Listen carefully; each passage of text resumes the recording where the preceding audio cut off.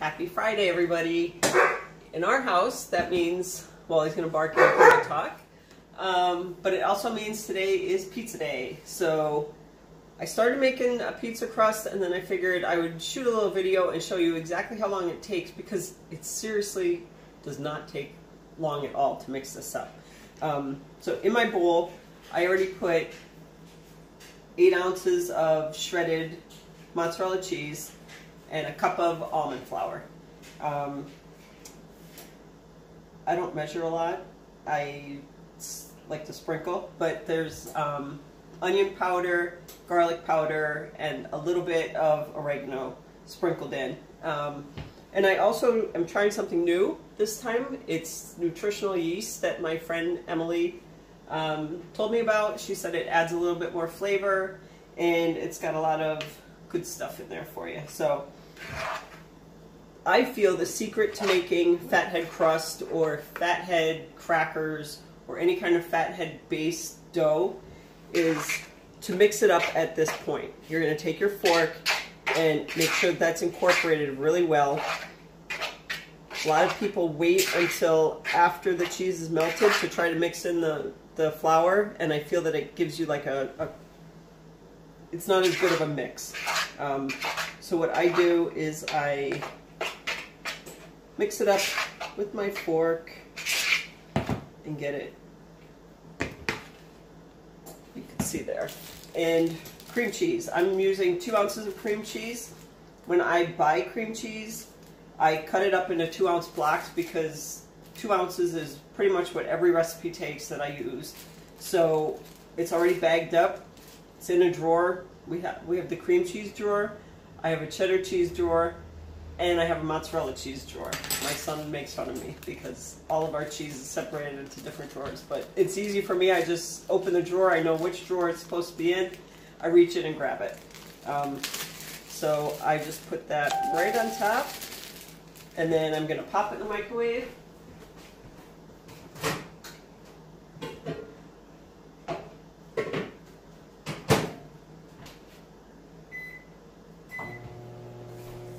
And that will go for 2 minutes. I already have my oven preheated to 375. I'm going to mix up an egg. Now if I'm doing crackers, I don't put an egg in it, but for the pizza crust I do. The crackers you want to be more crispy, so that's why I make the egg out of that.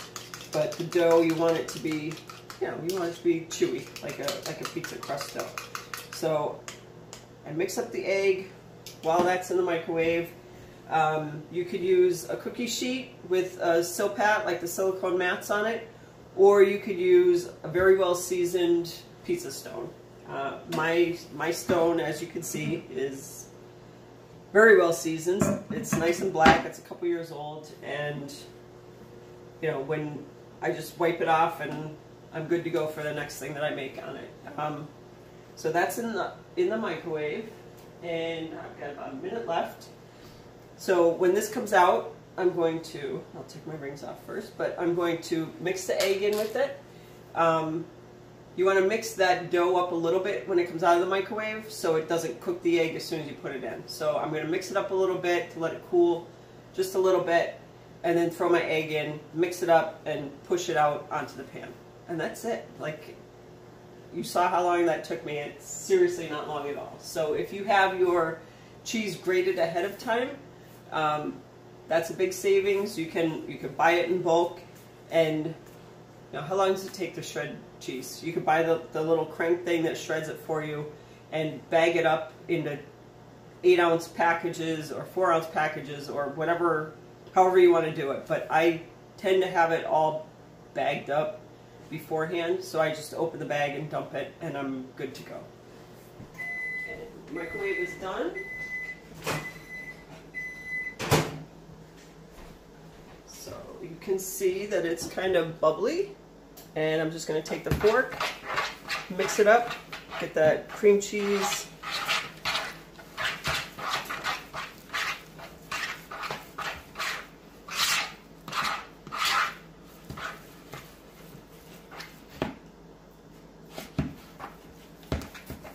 See how how well mixed that is. A lot of times if you don't mix it beforehand like that, you'll have big clumps of flour, you know, big chunks of cheese. For me, this works well. So I stirred that a little bit, let it cool just a tiny bit, and now I'm going to put my egg in there. And give it a good mix.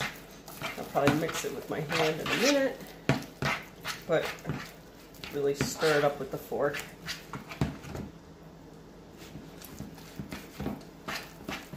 And if you're pushing this out onto the pan, you want to have wet hands so it doesn't stick to you, because it is kind of sticky. So I can wet my hands and I'll mix it up a little bit more.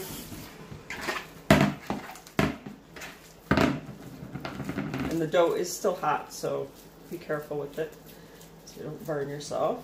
But I've got that mixed into a nice little dough ball, and I will move that out of your way.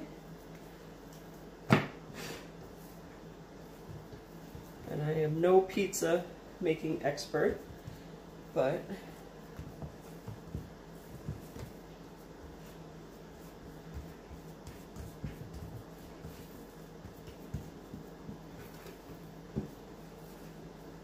you just kind of pull it, push it, smash it together until it takes the shape of what you want. And like I said, you could do this square, like the old forge style. For those of you that don't live around here, probably don't know what I mean, but you could do a square pie, you could do a round one. And I know people that poke it. Sometimes I do, sometimes I don't. It doesn't really rise a lot. You're not going to get that bubbling like you do from a regular yeast crust. So if you want to do it,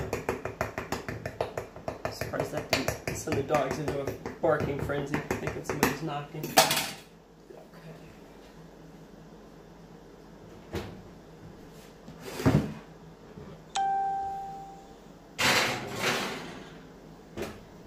Basically that's it. I have it set at 375. I just watch it maybe 10-15 minutes or till it's how I like it done, and that's it.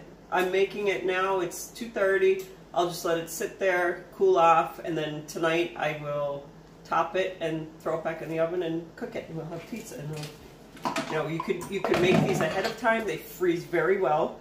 You could make smaller ones, make individual ones. You could roll them thinner and use them like tortillas or wraps or whatever.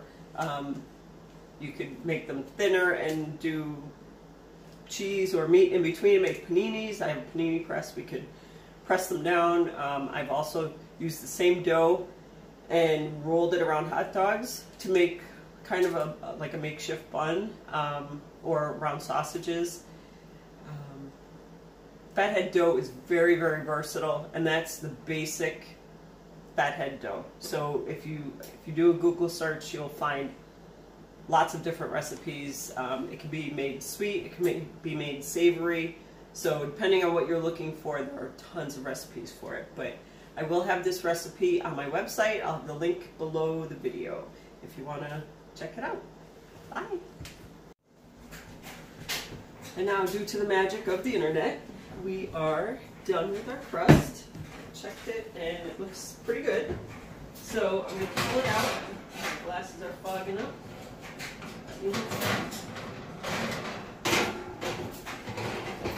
You'll see that's what the crust looks like. And it's ready to go.